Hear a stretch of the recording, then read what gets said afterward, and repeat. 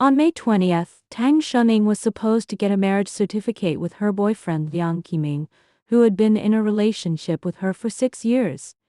She had long made careful plans for the decoration of their wedding house and scheduled to transfer 880 Zaro yuan, her savings accumulated over the years, to the special supervision account of the decoration company for house renovation, looking forward to starting her new married life wholeheartedly.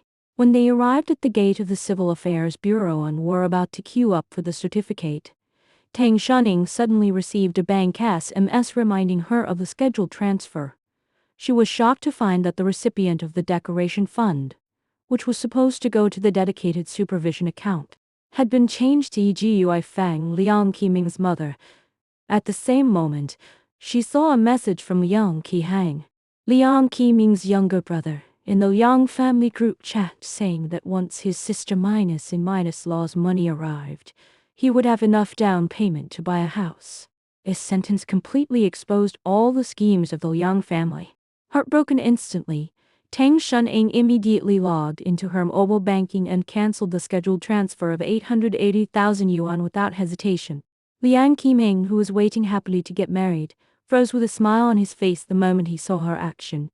He hurried to stop her, persuading her not to act impulsively and make a scene in public, hoping to get the marriage certificate smoothly first and discuss the money issue later. Faced with his perfunctory persuasion, Tang Shuning was filled with deep disappointment and asked him sharply why he had privately changed the receiving account and whether he had known the truth in advance. At first, Liang Qiming tried every means to cover up the truth, making excuses that public accounts could not accept large sum payments on holidays, so his mother would temporarily collect the money on their behalf, promising it was only a short term turnover and the money would be returned once the decoration started. Tang Shuning recalled that Liang Qiming had indeed used this excuse to persuade her to schedule the transfer before. At that time, she trusted him completely because of their years of affection and never looked into the truth behind it, which made her feel extremely chilled in hindsight. After checking the chat records in the family group, she finally saw through the true thoughts of everyone in the Liang family.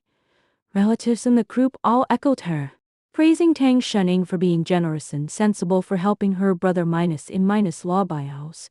Liang Qiming rushed to explain himself and withdraw the messages to cover up the facts. Yet Tang Shuning had already saved all the chat records completely, seeing that the matter was exposed. Liang Qiming no longer tried to hide it. He admitted that the whole family had discussed it long ago. They planned to take advantage of the marriage registration day to quietly divert the decoration money saved by Tang Shuning to make up the down payment for his younger brother's house purchase, intending to comfort and prevaricate Tang Shuning slowly after getting the marriage certificate. In their eyes, once Tang Shuning married into the Liang family with a marriage certificate, her savings would naturally become the common property of the Liang family and could be allocated arbitrarily by the whole family. During the quarrel, Yui Fang called. Instead of feeling guilty and apologetic, she questioned Tang Shuning righteously for canceling the transfer without permission, ignoring the crowds of people at the Civil Affairs Bureau. She accused Tang Shuning of being unreasonable, claiming that it was natural for family members to lend money to each other, and blamed Tang Shuning for attaching too much importance to money and calculating her husband's family even before getting married. Tang Shuning put forward reasonable demands calmly. If they really wanted to borrow money for Liang Qihang to buy a house, they had to sign a formal IOU, clarifying the specific loan amount, repayment date and reasonable interest rate, and use the house purchased by Liang Qihang as collateral. Only when all procedures were legal and standardized would she consider lending the money. However, her legitimate requests were firmly rejected by Yui Fang. In her opinion, Tang Shuning was not yet a member of the Liang family and had no right to meddle in family affairs or put forward such harsh conditions.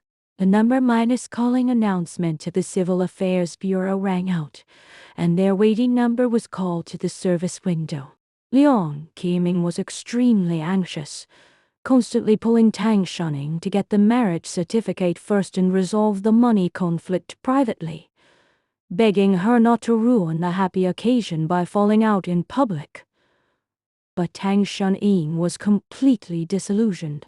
After 6 years of love and 3 years of discussion about marriage, she had confirmed the decoration style of the wedding house early and prepared all wedding affairs, devoting all her energy to planning their future. Nevertheless, she finally realized that the marriage she looked forward to wholeheartedly was nothing but a means for the Liang family to calculate her savings. They had long planned to empty her savings to help their younger son buy a house. She publicly returned the queuing number for marriage registration and stated firmly that she would never get this marriage certificate. New couples queuing nearby all looked over, and public comments made Liang Qiming lose all his dignity. He was flustered and angry, holding Tang Xuanying tightly and refusing to let go, trying to salvage the situation. Tang Xuanying remained calm and pointed out the double standards of the Liang family when they needed money. They treated her as an outsider once they got the money. They expected her to devote everything as a family member, and she would never yield to such unfair treatment. Learning that relatives from both sides had gathered at the pre-booked wedding hotel to celebrate their marriage registration, Tang Xuanying decided to go to the hotel and reveal the whole truth in front of all relatives. All the expenses for the hotel banquet deposit, wedding photography, makeup artists, wedding candies and gifts were all paid by Tang Xuanying alone. She had prepared for the happy event wholeheartedly, but she was secretly calculated by her future and minus loss in return.